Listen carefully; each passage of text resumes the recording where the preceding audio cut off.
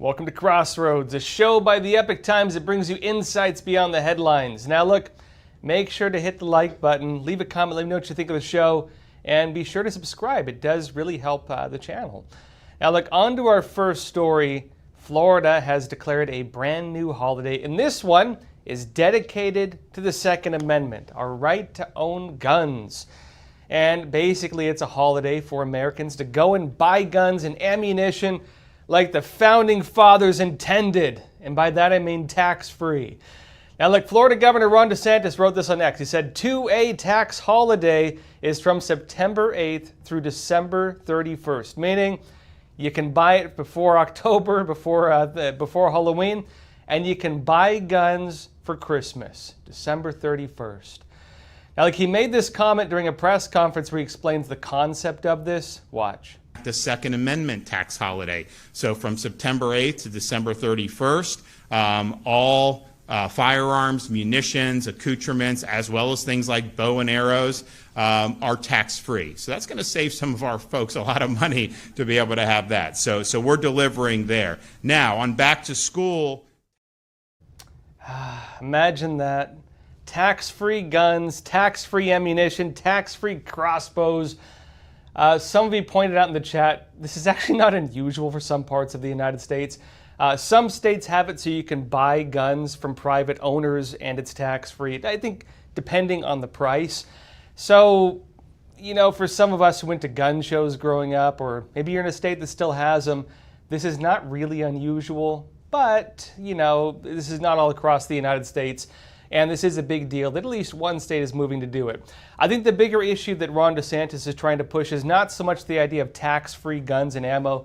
He's trying, I think, to promote the Second Amendment and trying to make this, you know, a state issue, but a national issue, I'd say, by extension. I think this is really more about establishing a culture around firearms again, which was very normal when I was growing up.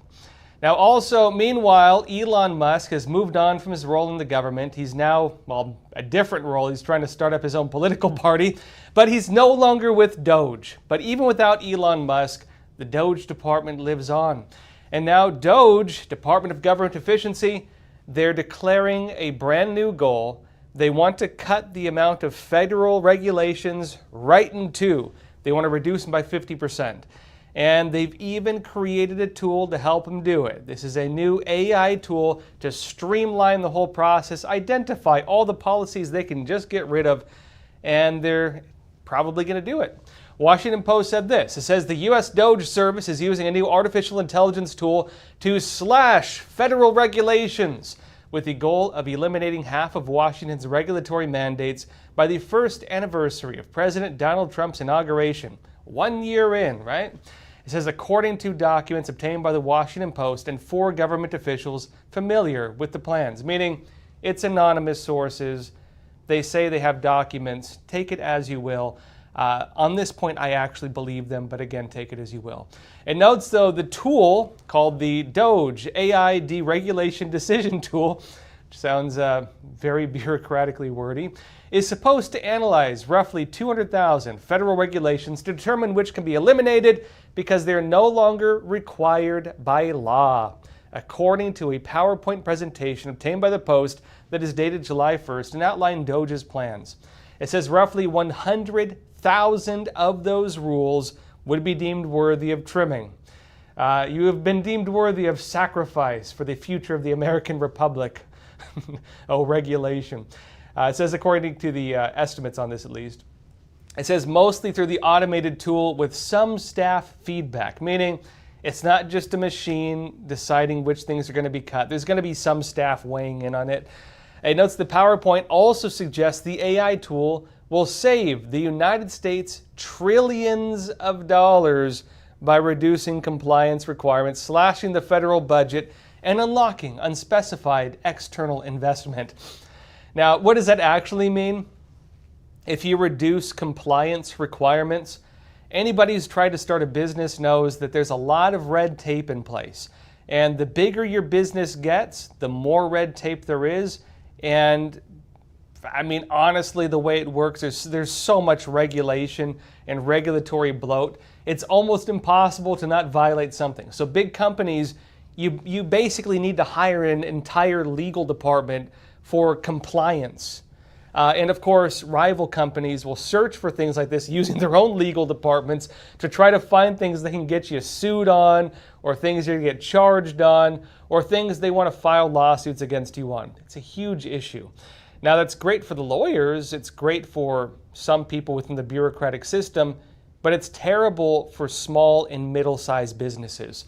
Big businesses love it. In fact, big corporations sometimes even work with the government to create regulations because they know they can use regulations to strangle all of their competitors so they can maintain monopolies. We talked about slashing the federal budget and unlocking unspecified external investments. Well, again, the federal budget, what does that mean? A lot of times that means middle managers and people working in different agencies within the kind of bureaucratic system. Within federal agencies in the United States, there's a type of regulatory system that exists. They can create regulations that are not laws. They're basically rules created by the agencies themselves. So for example, the Department of Energy or the Department of the Agriculture Department, they can create rules. They have their own courts for enforcement of those rules within the agencies, not through the normal justice system. And because they have entire departments dedicated then to the enforcement and even putting on trial and everything else, those rules, that's your tax dollars. And so when they talk about cutting the federal budget, they probably mean cutting some of that, getting rid of some of those jobs, getting rid of some of those kind of legal systems within the agencies themselves. That probably means people getting fired, but of course that also means less tax dollars being spent on that type of enforcement. And they also want to unlock external investment, meaning they don't specify it as it notes here, but I assume what they're referring to is foreign companies can invest here, build businesses, and there's not as much red tape. Trump has actually noted this as one of his pledges to lure in foreign investment. You might have seen that Trump just made a huge business deal with the European Union. One of the things he's promising investors is that if they invest a certain threshold of money, there will be less red tape. And so cutting these regulations, that's what less red tape means. So I assume this is actually being done. Now, they note here as well, the tool has already been used to complete decisions on 1,083 regulatory sections at the Department of Housing and Urban Development in under 2 weeks, according to the PowerPoint, and to write 100% of deregulations at the Consumer Financial Protection Bureau, the CFPB, meaning they're having AI write their papers. Right? They're having AI write their papers. But again, I've had friends explain to me, with court systems and stuff, it's almost like you're talking to a machine. Anyways, because it's all technicalities, it's all bureaucracy, it's all reference to codes and legal doctrine, stuff like that. Any lawyer who studies this stuff just if you have a lawyer focused on one of these areas, the amount of laws and regulations and contradictions is so interwoven that you need to have lawyers dedicated to even specific segments of it. And their entire life study has to be just to memorize different segments of laws because there's so much of it.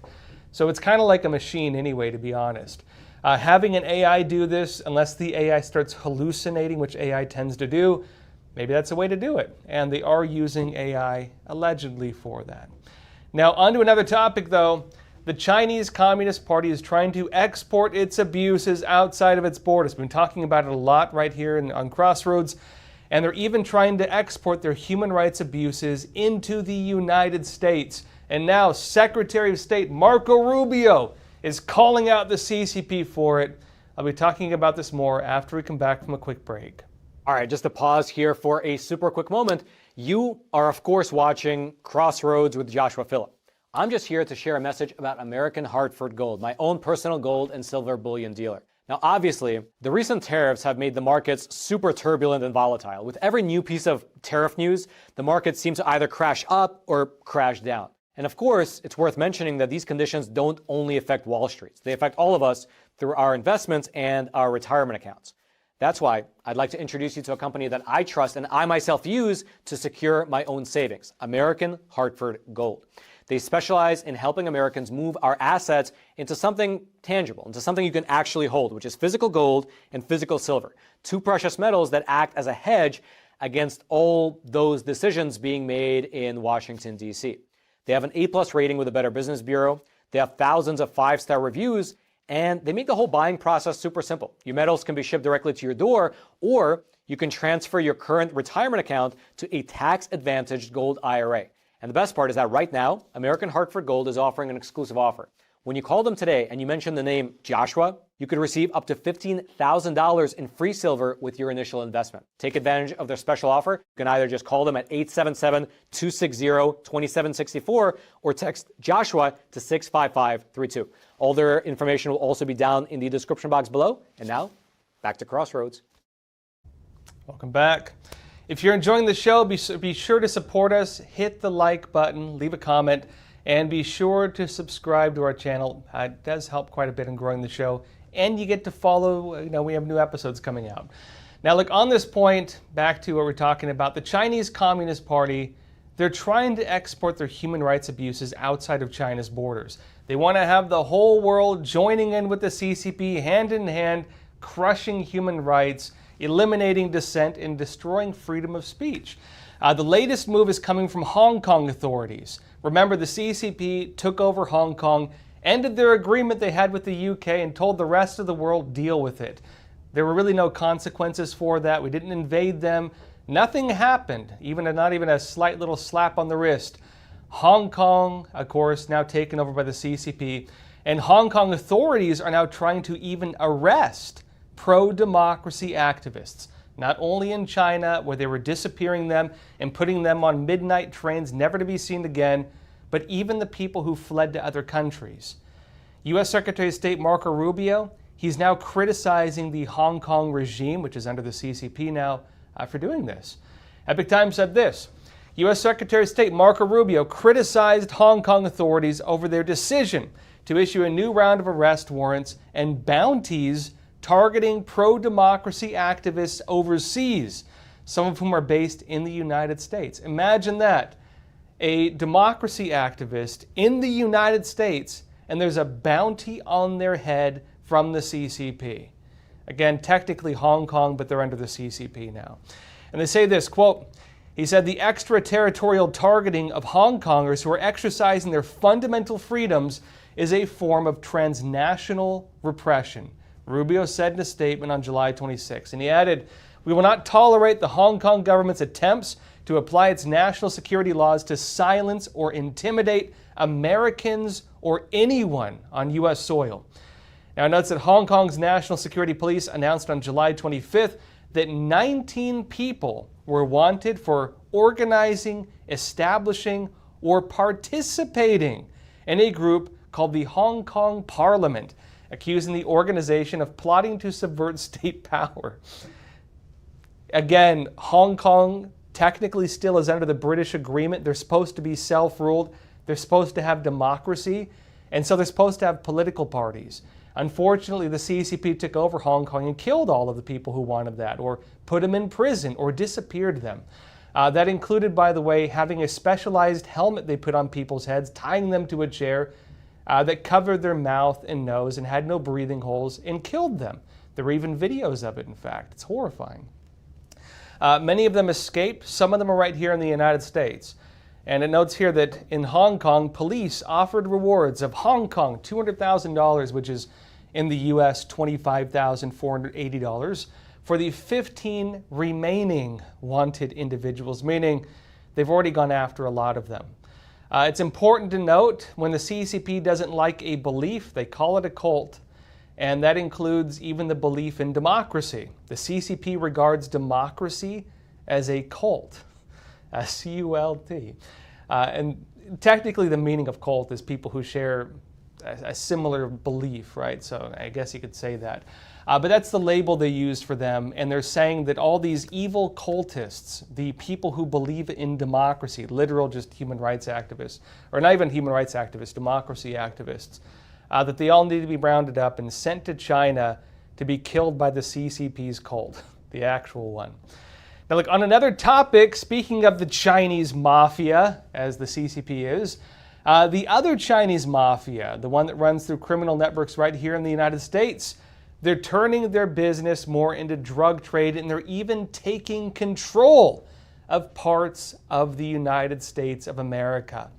Tucker Carlson actually has a new documentary on it. Watch this.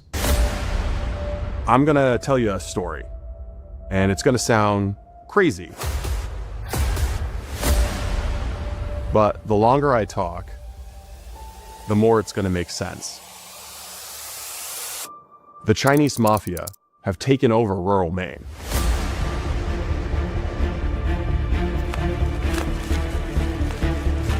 We call that triad weed. Is it a commercial marijuana grow or just a recreational?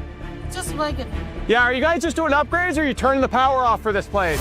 This location played host to one of the biggest human trafficking operations that we've encountered. He came here quite recently from the People's Republic of China, where he was formerly employed as an organ harvester for the CCP.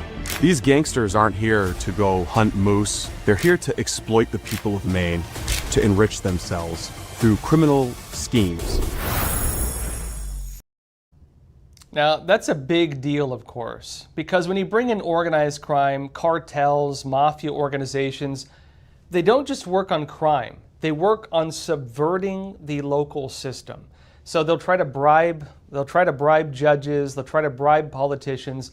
They create networks of corruption. It's like a cancer. They will corrupt the entire system if they're allowed to. This is a big deal, notably also because, as they note in that video, if one of the known Chinese mafia agents also used to do organ harvesting for the Chinese Communist Party, that of course means this is one of the probably military officials. In China, the organ harvesting hospitals are military run, suggesting of course that not only is this guy a professional murderer, but also has ties to the Chinese military. Now, I've actually been doing reporting on the Chinese Mafia, they call it the triads is what they're technically called, for a very long time. I've investigated them. I've even kind of gotten into some of the organizations where they hang out. A lot of the Chinese Mafia groups, they are directly tied in with the CCP. The way the triads work is this. They operate under what are called the Tongs, Chinese fraternal organizations, hometown associations, guilds, unions. Some might call them secret societies, but they kind of operate in the open. They're the unofficial governing bodies of Chinese communities. Not all Tongs have gangs within them or the mafia, but many of them do. In New York, there's the On Leong, the Ghost Shadows, the Fuq Ching, there's tons of them. One of the largest mafia groups in the entire world is the Fuq Ching Gang, F-U-K-C-H-I-N-G. In New York, they operate under the Fuqian American Association, which operates openly, by the way. They even have buildings here. They're some of the largest human traffickers in the world. They're drug traffickers. They engage in all kinds of things, slave operations. But the way the Chinese Mafia works is through kind of the ability to say, well, we have nothing to do with that. The Chinese gangs operate under the Tongs. And the way it works is this. If you need a favor, you go to the Tong. Hey, my cousin needs a job. He wants to get into the garment industry. Go to the Tong. Bring a gift and they'll get you a job. Hey, we have a Tong member who happens to run a garment factory. Hey, my cousin wants to get into the police. Pull some strings. You go to the Tong. They have police Tongs of Chinese police officers in the United States. And they'll say, okay, we have a few Tong members who are Chinese in the police. They'll write letters of recommendation. They'll get them a job. And then you can get into the more dark stuff. Hey, I have a friend who needs to be trafficked into the United States. You go to the Tong. Hey, we have a guy for that too. There's the snakehead. He's with the, whatever mafia organization it is. Bring a gift, offer some money. They'll traffic your friend. And it can even be, hey, I want to start up a marijuana grow house. I need slaves. You go to the Tong. You tell them that. They have a guy for that too. That's the way the triads work. Basically, they're gangs that operate underneath pseudo-legal structures. And these pseudo-legal structures have legitimate operations and illegitimate operations. The real concerning things with the legitimate operations, they do a lot of public events. They do outreach operations.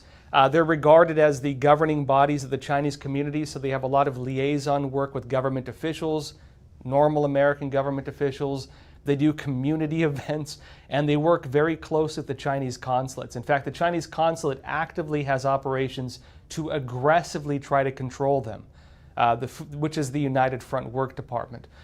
Again, my career as an investigative journalist has heavily been focused on infiltrating and investigating these, not infiltrating in a good while, but you know, these were the ones were threatening to kill me for several years.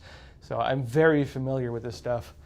Now that these groups are finding ways to get footprints in the United States, mainly because we've legalized drugs in some states, especially marijuana, they're able to start up shop here. And the problem you have is that while you say, well, why don't they just open up legal marijuana farms because you can do it, it's cheaper to do it illegally and get fined than it is to get the permits because there's so much red tape. And so what they do is they start up the illegal businesses. They then traffic it to states where it's not legalized, because if you're legal, it's harder to do that. They keep it underground. And through this, they're creating networks of corruption in the United States. This is like allowing cancer to grow and spread within our system. I hope it gets stopped, because if we don't stop it, we're going to end up like Latin America, where cartels basically control the government. That's what we're going to head towards, and I think that's the reason the CCP is doing it. They want to create cartels to control our government. Now, meanwhile, on another topic, the U.S. Mexico border, well, it's more secure than it's ever been, but illegal crossings, well, they're looking to other areas. They're currently at record lows, but human traffickers are, let's say life finds a way, and human traffickers also. They're looking for new methods to smuggle people into the country. Fox News said this. It says, the rise in illegal immigration that took place by boats under the Biden administration has created unique dangers for law enforcement, according to a border security expert. It notes that maritime illegal immigration, meaning boats, right, using boats to enter the U.S. illegally, rose during the Biden administration as a result of the political and economic crisis of Haiti and Cuba, according to the Migration Policy Institute. In February 2023, the U.S. Naval Institute said that illegal immigrant interdiction operations, meaning they intercept them and then deport them, were in a state of emergency due to societal turmoil in Caribbean countries. Now, notes as well, along the border between the U.S. and Mexico and California, illegal immigrants attempt to cross onto American soil using boats as well. Now, it's interesting this is coming out. Recently, I was in California. You might remember I was in Los Angeles during the riots there, watching people peacefully burn cars and throw rocks at police, as they were saying, right? I would argue not so peacefully, but it depends on which media you're watching. I also went down to the U.S. Mexico border, and in particular, you might remember I had some videos where I met with one of the heads of one of the major Border Patrol unions, currently serving in Border Patrol, but also, again, one of the heads of the union, meaning he has less red tape talking to press, like myself. He gave me a quick tour of the border, gave me some updates on where things were at, and he actually told me something very interesting. What he told me was that they are dealing with these, dangerous beach landings, that the Mexican human traffickers, they're using boats more and more because the border is so locked down. What they do is this. They take these speed boats, they go around, they try to beach the boat, they have everybody bail out, they make a run for it, they blend into the crowds, and once they blend into the crowds, it's hard to figure out who's who anyways. And of course, the police that are pursuing them are typically on the water, so it's not as easy for them to just dangerously beach their boat onto a beach and then make a run for it to chase these people down. They can't really do that because they can endanger people's lives. Especially, imagine some kid is swimming in the water and you have some human trafficker on a speedboat flying through, or your kid's playing on the beach. They do that. They have very little regard for human life when they do it.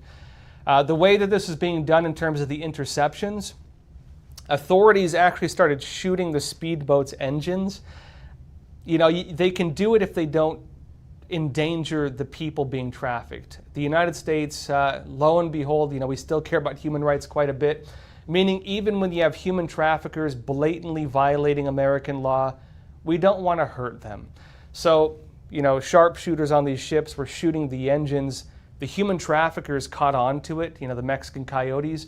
And so what they started doing is they have their people lay on the engine or lay on it so that you can't shoot it without killing them. They know that they won't do that, and so they basically can get away with it. This is one of the ways they're learning to just violate our laws in ways that we can do basically nothing about. And of course, that's becoming a bigger issue. I'm told it's not like it was before, where you just have streams of people coming in. But it's bad enough, especially because it's putting people's lives at risk when they're like swimming at the beach or your kids playing on the sand or something. Now, look, on a related point though, let me show you a story in 2 headlines, right? A tale in 2 headlines. First, this one. The Los Angeles Times said this: Trump says he's deporting the worst of the worst. What is really happening? And they say this: as the number of immigration arrests in the LA region quadrupled from 540 in April to 2,185 in June, that's not a lot of people technically, they say 7 out of 10 immigrants arrested, they mean illegal immigrants, in June, had no criminal conviction, meaning they weren't convicted, but Trump, the administration's noting that illegally entering is now a crime, so technically all criminals. But they say it's a trend that immigrant advocates say belies administration claims that they are targeting heinous illegal alien criminals who represent a threat to public safety. They're saying, look, 7 out of 10 are not murderers or rapists or gang members, so how dare you deport them? Now, this is another headline known from a couple weeks back. Los Angeles Times yet again. They said this: LA on pace to see lowest homicide total in nearly 60 years as killings plummet. And they say this: homicides have been on a steady downward trajectory since 2021. What happened in 2021 when total killings eclipsed 400 amid the tumult of the COVID-19 pandemic? It says the falling homicide rate in the years since mirrors a national trend, with Baltimore, Detroit, and other major cities recording similar declines. They say experts say the country may be in the midst of the sharpest decline in killings in history. We're making history. Suddenly, all the murderers are disappearing. Wherever could they have gone? It says one that cannot be attributed to any single factor. Interesting, right? So get this, again, experts say, according to them, the country may be in the midst of the sharpest decline in killings in history, one that cannot be attributed to any single factor. That's amazing, right? It's a natural phenomena, one that we can't attribute to anything apparently. What could have possibly led to this sudden decline in murders? It's almost like all the murderers, the worst of the worst, are no longer there. Where could all the murderers have gone? That's a crime to solve for you. I don't know. Where did the murderers all go? What a mystery, right? Now, meanwhile, the new administration, new policies, and this also applies to environmental policies. We're seeing a very big change now with Trump and how they regard the climate change crisis. Spectrum News NY1 said this: NOAA, the National Oceanic and Atmospheric Administration, has a brand new study. And what are they showing? Well, this is the new trend of the global warming narrative. It turns out this one shows less air pollution is helping to create busier hurricane seasons, meaning not having as much pollution is causing disasters. That's the new narrative on climate change, apparently. And it's that NOAA hurricane scientist Hiroyuki Murakami used a complex climate model to simulate the atmosphere. He found a link between air pollution particles and the formation of tropical cyclones and storms. And notes they found that an increase in air pollution reduced the number of storms, and that making the air cleaner caused more storms. Interesting, right? So you heard it here. The new studies under the Trump administration, the brand new NOAA, the brand new studies say that the real problem of extreme weather is because we're not polluting enough. What a time to be alive, right? The new discovery comes on the heels of also a move from the EPA, the Environmental Protection Agency, under the Trump administration, and they're now working on an assessment saying that greenhouse gases are not a threat and may actually be good for us. They're creating a greenhouse effect and making all the plants happier, and we're in a healthier stage of the world because of it. Houston Public Media said this: the Trump administration wants to overturn a key 2009 Environmental Protection Agency finding that underpins much of the federal government's actions to rein in climate change. It says the EPA has crafted a proposal that would undo the government's endangerment finding, a determination that pollutants from burning fossil fuels such as carbon dioxide and methane can be regulated under the Clean Air Act. It says the finding has long served as the foundation for a host of policies and rules to address climate change. It says the EPA's proposal to revoke the finding is currently under review by the White House Office of Management and Budget. And it notes as well that already environmentalists, climate advocates, and others are bracing for what could be a fundamental shift away from trying to address the problem of a hotter climate. And the Trump administration, it says, is celebrating the proposal as a potential economic win. Interesting, right? It does seem we're living in very interesting times. The entire climate change narrative is basically being flipped upside down. They're now saying that, yeah, you know what, we are having extreme weather, those hurricanes are getting terrible, but it's because we're not polluting enough. We need to get those numbers up. Them's are rookie numbers. And apparently also they're now saying that no, greenhouse gases are not harmful to the environment. They're creating a greenhouse effect. And maybe we need more of that too. The Trump administration in particular is looking to build a lot more, call it conventional energy production facilities, cold power, good old-fashioned American diesel maybe, gas, right? Powered by gas. And we'll see where it goes with this. They're working to overturn some of the rules. My personal viewpoints, look, science says one thing and they say the other thing. There's contradicting science on this. If you want to make a point, you can probably find a scientific paper to back it up. That's typically how it works. I would say that all of these things have contradictory findings, but the new findings are contradicting the old findings. And so when it comes to how they want to view this and maybe overturn regulations, they can kind of pick and choose which one they want to go by. Again, we're living under a new administration and a new worldview, and it's reversing the old ones. You could very likely see that if they get rid of this new regulation, this conclusion they've come to, what that will do by extension, it will clear the way for them to get rid of all the regulation, or not all of them, but a lot of the regulations when it comes to fighting climate change. Maybe the new fight for climate change will be more factories and more pollutants, although I would also argue the other way. I would say I'm a true old school environmentalist, meaning I don't like the idea of some dirty corporation pumping chemicals into my water. I'd say look at China, where they've essentially made their water and soil toxic. I don't like that. I'm very much organic. But again, I also don't like the idea of industry being strangle-held by these things either. So maybe a middle road. We'll see what happens with it. That said, questions, comments, anything y'all want to talk about, leave it in the chat. Let's jump into it.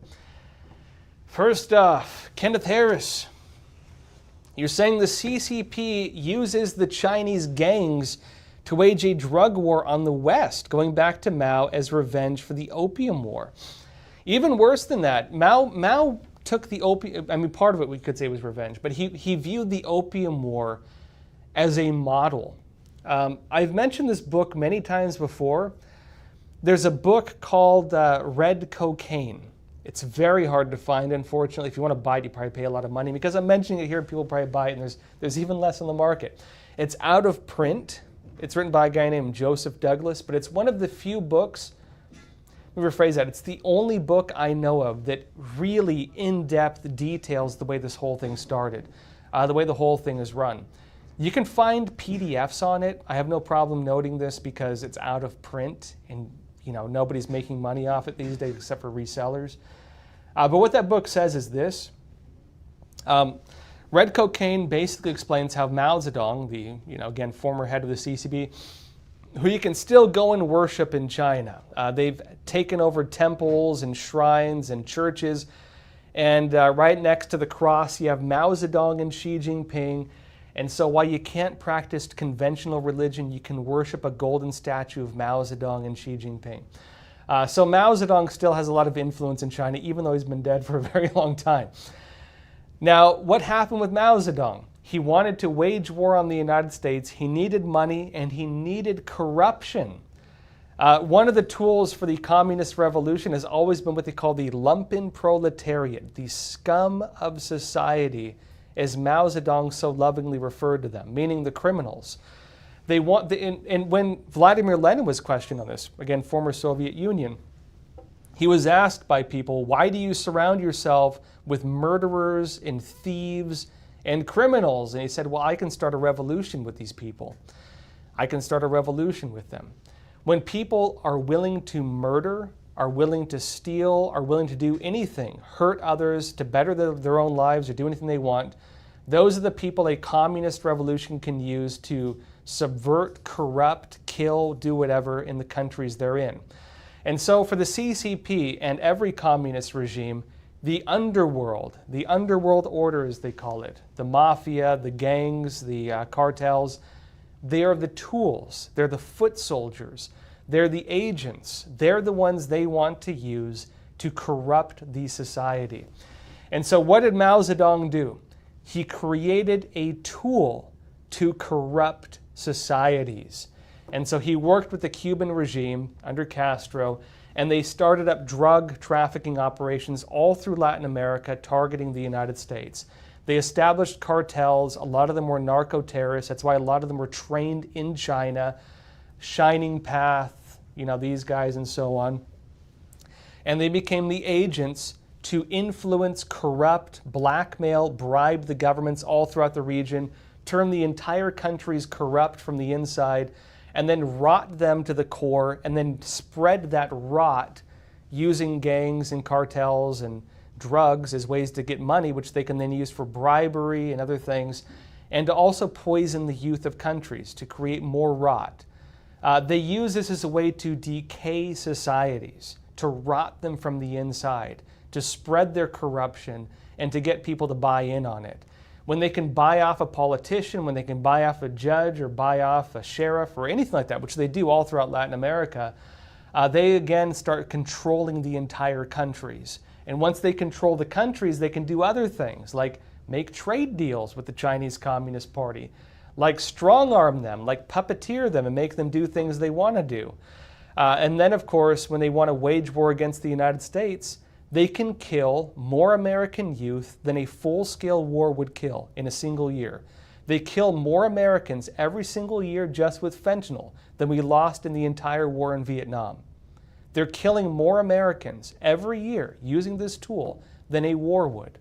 And again, they call it war. In fact, it's even, if you read their book by two Chinese colonels called Unrestricted Warfare, they list drug warfare on it. Drugs are a tool of war and of corruption.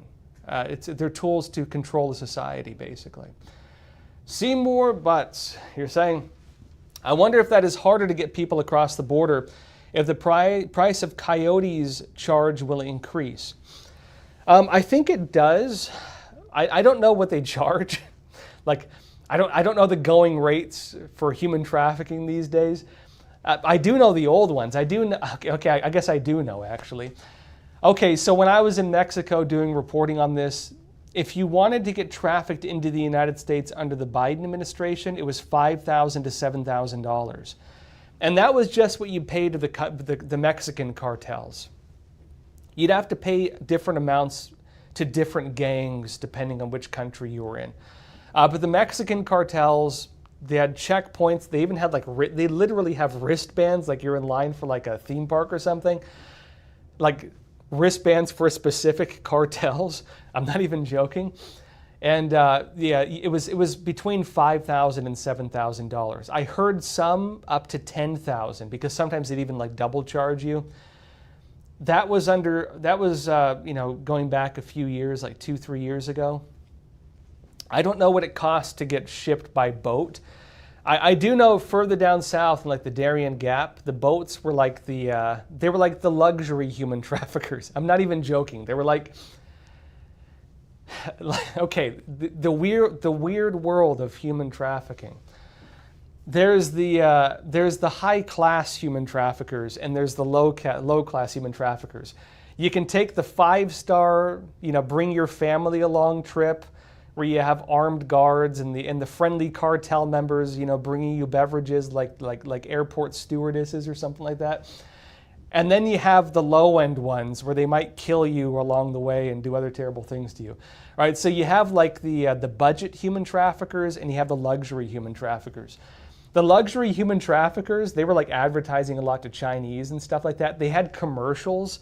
In fact, I think I included a clip of one of their commercials in the special feature I did, Weapons of Mass Migration, right, where I went to the Darien Gap and stuff. I'm pretty sure I included one of their commercials in that, if I remember right. They had actual commercials advertising to Chinese. Those were the boat ones. So when it comes to the U.S. Mexico border, I don't know if the boats are like the luxury ones or the not so luxury ones, because before, you know, it was a little more dangerous. Before it was kind of easy to just walk across the border.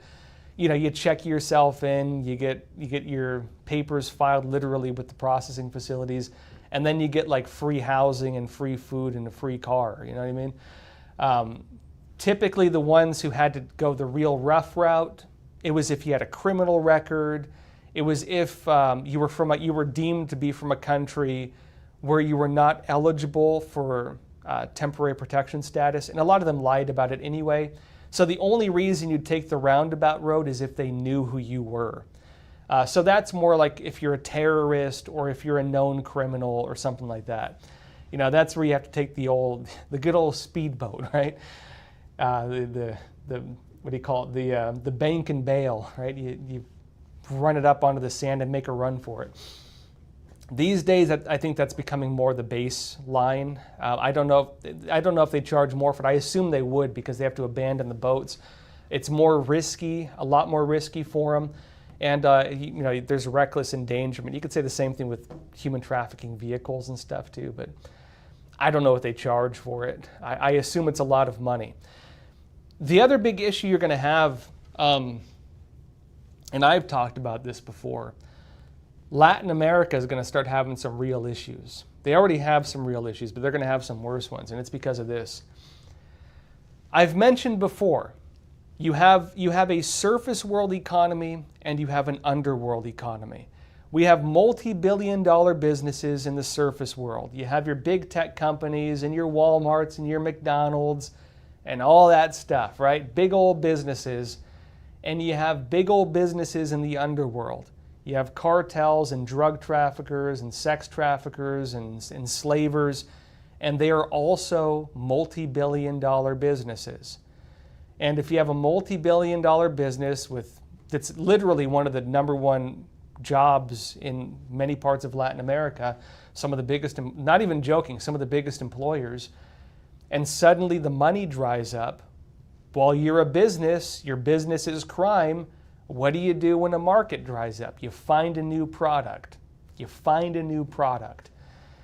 They're going to be having some real problems, I'll tell you right now. Because, you know, it's harder for them to traffic into the United States. They're finding ways around it. A lot of it's moving to Canada now, right? They're trying to smuggle down from Canada. But they're also going to be probably looking for new markets. I would assume kidnappings. I would assume ransoms. I've already heard a lot about gangs doing that. You will probably also watch more turf wars because you have cartels fighting for a more finite market.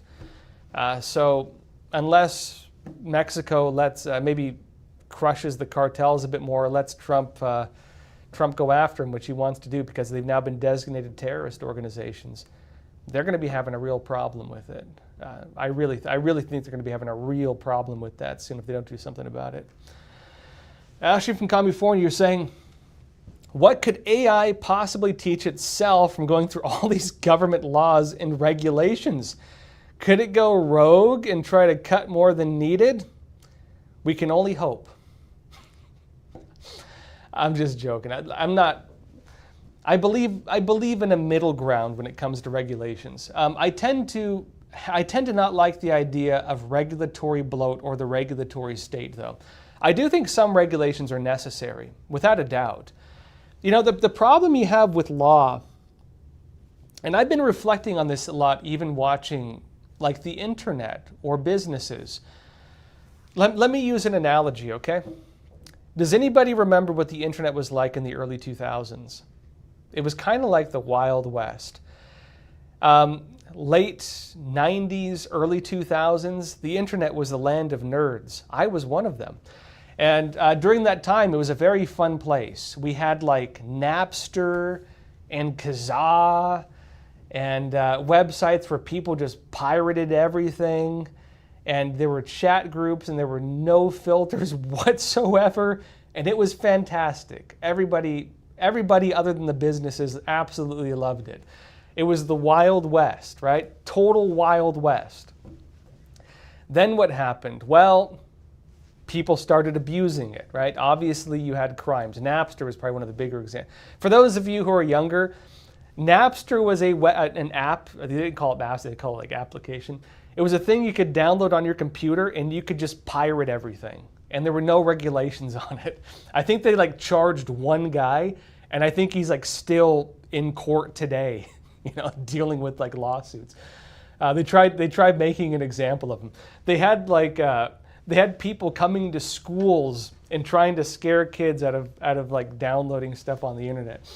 It was a very different time. This was like I think that was even pre-YouTube. I think YouTube was barely starting or not even there at the time.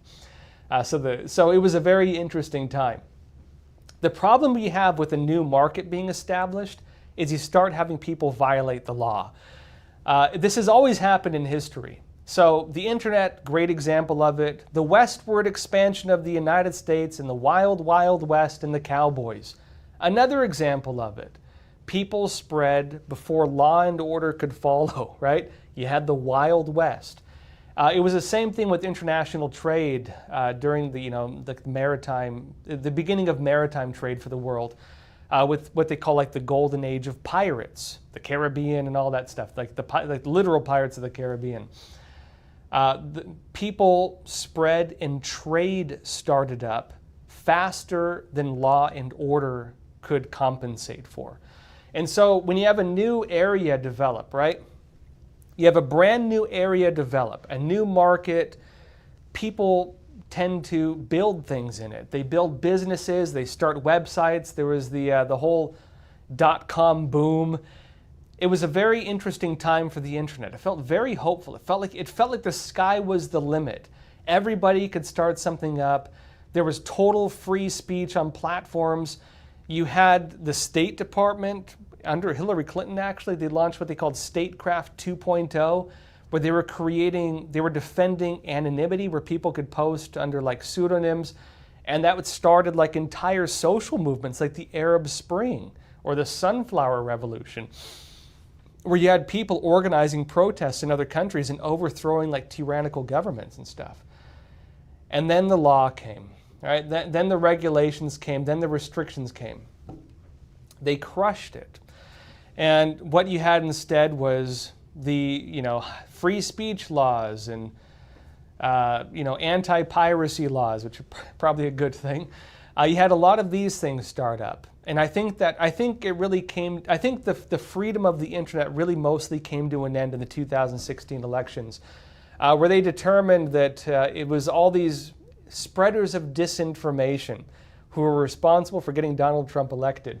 And so what did they do? They started deplatforming people. They purged YouTube of a lot of influencers. They kicked people off of Reddit. They locked Reddit accounts and so on. Reddit basically lost most of its conservative base. Twitter launched mass censorship campaigns. Facebook launched mass censorship campaigns. And a lot of people, if you had, how many of you remember, you might have had a Facebook group or a Reddit page you liked, or a YouTube influencer you used to watch, and they basically just disappeared. They deplatformed all of them. They purged it, right? Now, that tends to happen with any kind of emerging market. You have a few stages. There's the Wild West phase, right?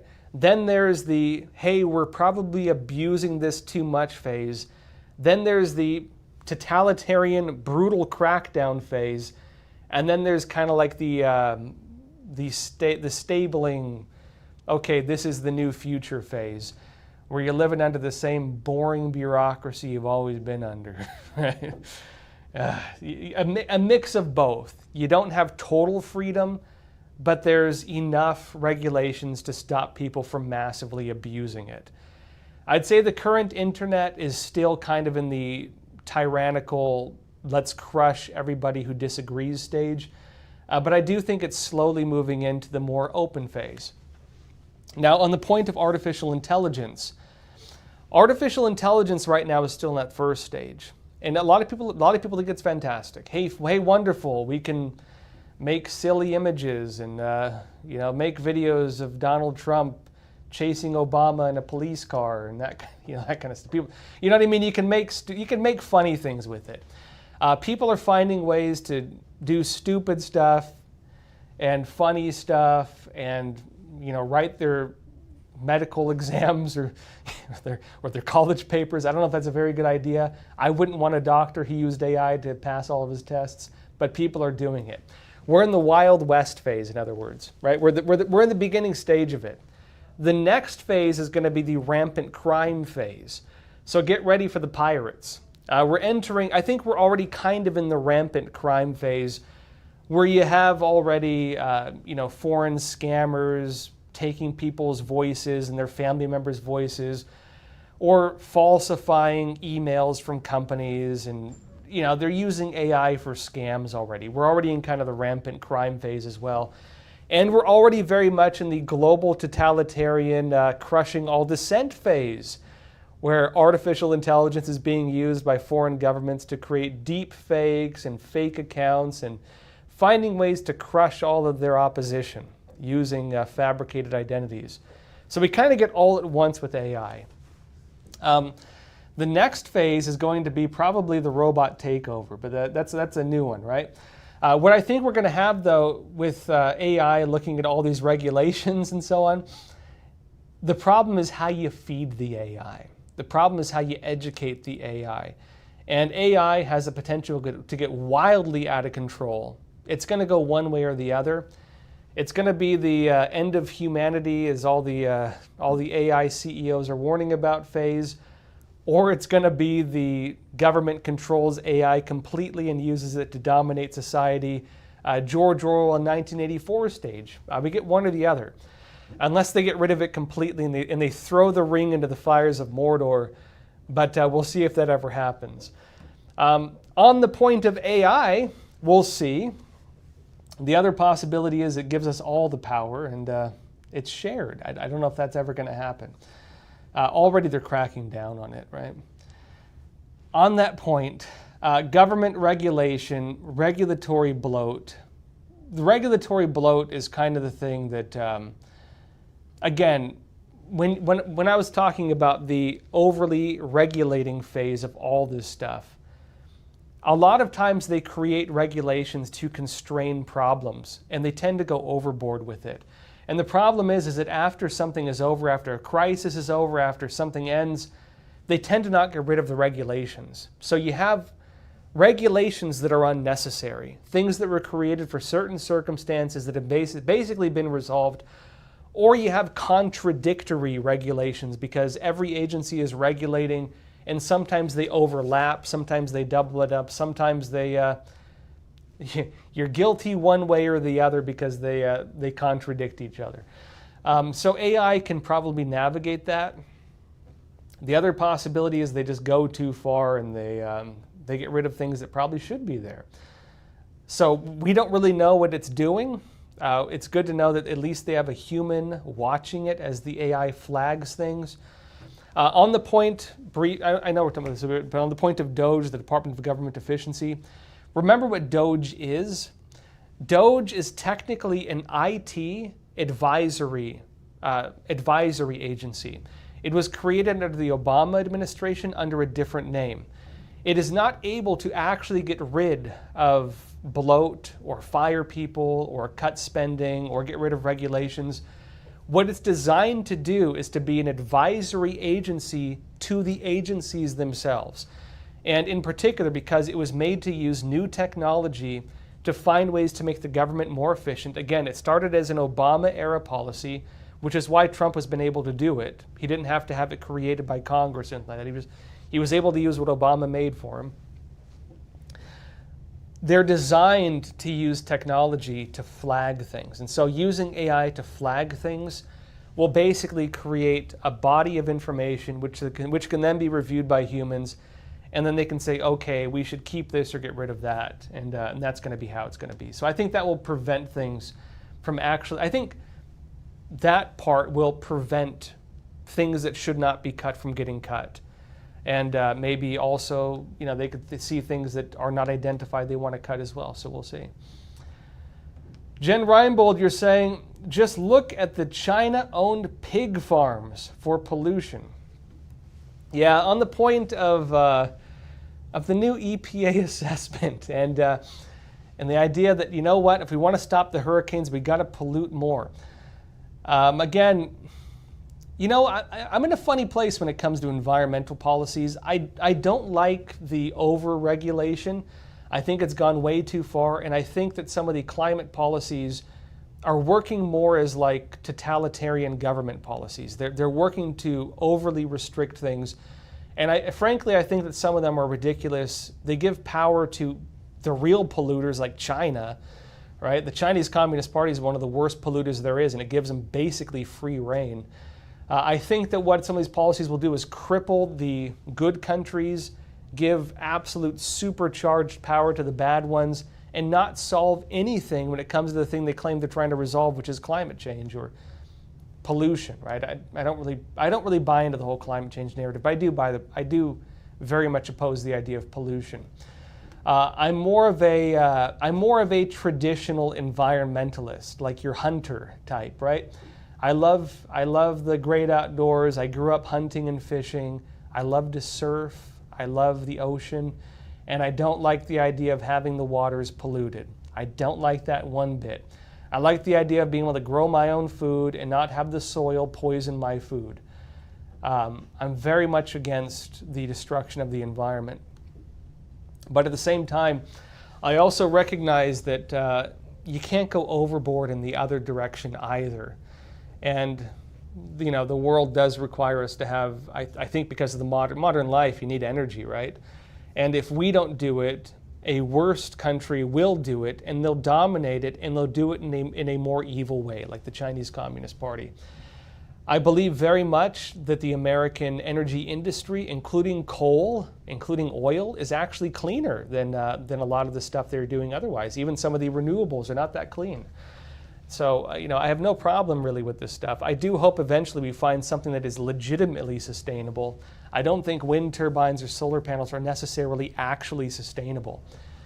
I had an interesting childhood, partly growing up in Costa Rica, where we lived off grid and we had solar panels. So, I know what it's like to live off grid.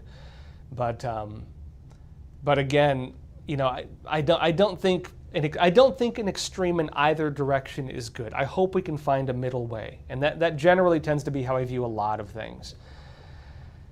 All right, folks, let's see. Last question. Alfred Zawami saying, I fear the CCP will destroy our soil and water too now that they are buying lands here. Intentionally and unintentionally, they're capable of both. Yeah.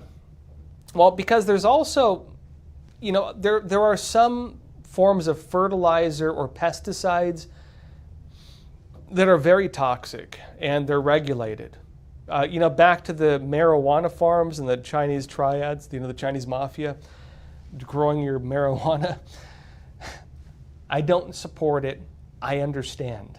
Okay, I understand. I don't think it's good for you, but a lot of the marijuana coming from those farms, it's really toxic because the CCP, or the Chinese Mafia, which is part of the CCP, they're using unregulated and often illegal pesticides and other chemicals to grow it. They're using really dangerous things, and so you're getting a toxic product. If they're willing to do that in their farms, they're going to cut corners everywhere else too. And so I would agree that because they're always looking to like squeeze money out of things. They're so conniving. They worship money. A lot of these CCP folks, they worship money. It's like their god, right? And so for them, they'll do terrible things for a very small amount of financial gain. Like a little bit of gain, they'll do horrible things for it. It's the way the CCP is. And unfortunately, it's what it promoted in China. The Chinese Communist Party, they enshrine the idea of money worship, right? So the CCP, if you have a CCP company doing that stuff, they'll do anything. If they can find a way to do it, they'll do it. And so, yeah, on that point, I do think that's going to be a real problem. I really do think it's going to be a real problem. And I don't think we should let them buy any farmland. I think we should even retroactively seize back what has been given to them. Because I would regard this as a threat to America's critical infrastructure. I would regard it as a threat to America's health. Again, China buying up our farmlands. And I'd regard it as a threat to the future of this country. In fact, this has been identified even in government reports. I don't think we should let it happen one bit. Everyone, that said, join me again tomorrow, 10:30 a.m. Eastern Time. In the meantime, let me know in the comments what you think. I want to hear what you think about regulatory bloat. Do you think that, what do you think is the proper balance of regulation or lack thereof? Because look, when you don't have any laws, you tend to have a country dominated by gangs and cartels. I do think you need a middle ground. You know, it is a problem when you don't have any regulation at all. It tends to be the case that the worst of the worst tends to dominate society. You get like warlords or gang leaders who run the show. The reason humans naturally form government is because we experienced that, right? You need to create a body to prevent tyranny, to prevent abuse. Government in its initial stage was established as an agreement to protect the rights and the lives of good people. So how do you have that proper balance of having an agreement among ourselves where our basic livelihoods, our freedoms, our right to life, our right to defend ourselves, our right to free speech and freedom of religion are not infringed upon by tyrannical madmen? How do we have that balance? I'm curious what you think. Because regulations do tie into it, right? You need to do enough to prevent abuse while also not having it go far enough where the systems of laws we have created among ourselves become the systems of abuse. What is the proper balance? I want to hear your thoughts in the chat. That said, join me again tomorrow, 10:30 a.m. Eastern Time. In the meantime, please do not forget to like this video. It's a small effort. Just click that button. It really does help us. If you haven't subscribed yet, be sure to, so you can find out when the next show is and get it on your feed. That said, folks, as always, thank you so much for being here. And as always, also, please take care of yourselves, stay informed, and stay free. Thank you.